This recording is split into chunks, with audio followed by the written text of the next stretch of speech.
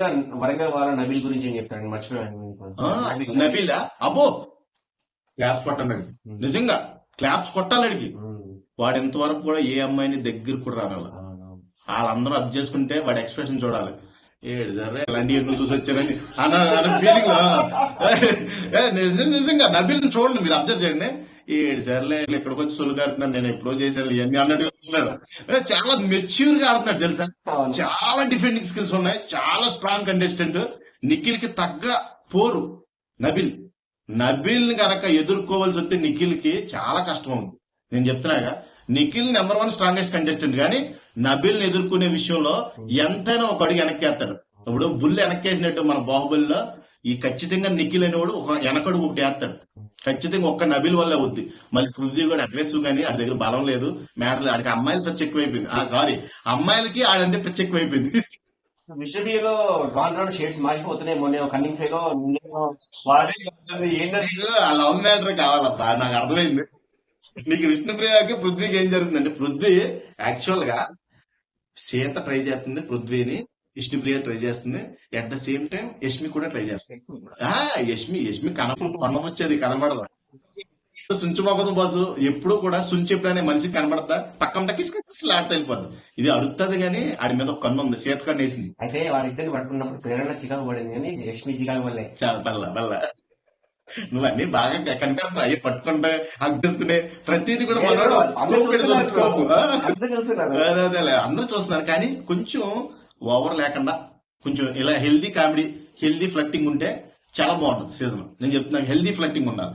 ఒక్కటే విష్ణుప్రియ గురించి ఆఖరి మాట చెప్తాను. విష్ణుప్రియ, నువ్వు ఆశపడి అన్ని దొరుకుతాయి నీకు, అలా అని అక్కడ ఏ కక్కురు తెసలేదు. బయటకు వచ్చాక మీ ఫ్లట్టింగ్ మీరు చేసుకోండి, ఓకేనా? ప్రభావతి 2.0లో ది బెస్ట్ గేమ్ అంటే ఎవరు ఆడారు, ది వరస్ట్ గేమ్ అంటే ఎవరు ఆడారు? Shakti team the best performance, best game ఆడింది, అందులో బెస్ట్ చీఫ్ కూడా అయ్యాడు మళ్ళీ రిటర్న్. అది కాంతారా టీం మొత్తం కాంతారా ఏకాంతంలోకి పోయారు అందరూ. వాళ్ళకి ఇంకా లైఫ్ లేదు ఇంకా, ఎందుకంటే ఈ సీజన్ ఈ వీక్ లో చీఫ్ అయ్యే అవకాశం కోల్పోయారు. మళ్ళీ బానిసలేవాలి. మళ్ళీ ఆ బానిసత్వం పోవాలి అంటే అభయ్ గారిని ముందు బయటికి పంపించారు. బాబాయ్ గారిని బయటికి పంపించకపోతే ఆ బానిసత్వం నుంచి అలా బయటకు రాలేరు. సీత ఏడవడం నాకు అన్ఫేర్ అనిపిస్తుంది. ఇది కొంచెం నాకు నచ్చలేదు, ఎందుకంటే సీతకి అంత కెపాసిటీ లేదు. ఇంకా విష్ణుప్రియకు ఉంది, సోనియాకు కూడా ఉంది. అబ్బా నేను చెప్తాను అబ్బా, ఆ కప్పలకు పాదినప్పుడు గివప్ ఇచ్చేద్దాం అనుకున్నా. నిన్న అదే గేమ్ పెట్టాడు, నిన్న టాస్క్ పెట్టాడు చూడు, నిదానమే ప్రధానం. ఆ టాస్క్ లో కూడా గివప్ ఇచ్చేద్దాం అనుకున్నా. ఇవ్వలా, స్పిరిట్ ఉంది. అప్పుడు మగోడు మీద గెలవడం కష్టమే కానీ, అలాంటి నిఖిల్ తో మళ్ళీ ఎస్పెషల్లీ నిఖిల్ తో గెలవడం కష్టమే కానీ నిన్న గివ్ అప్ ఇవ్వలేదు చూడు. I accepted as a chief. ఆమె చీఫ్ గా చూడడం నాకు యాక్సెప్టబుల్. సీతకు కూడా ఉంది కానీ అర్హత. సీత కొన్ని విషయాల్లో కన్నింగ్నెస్ చూపిద్ది, ఎమోషనల్ అవుతుంది.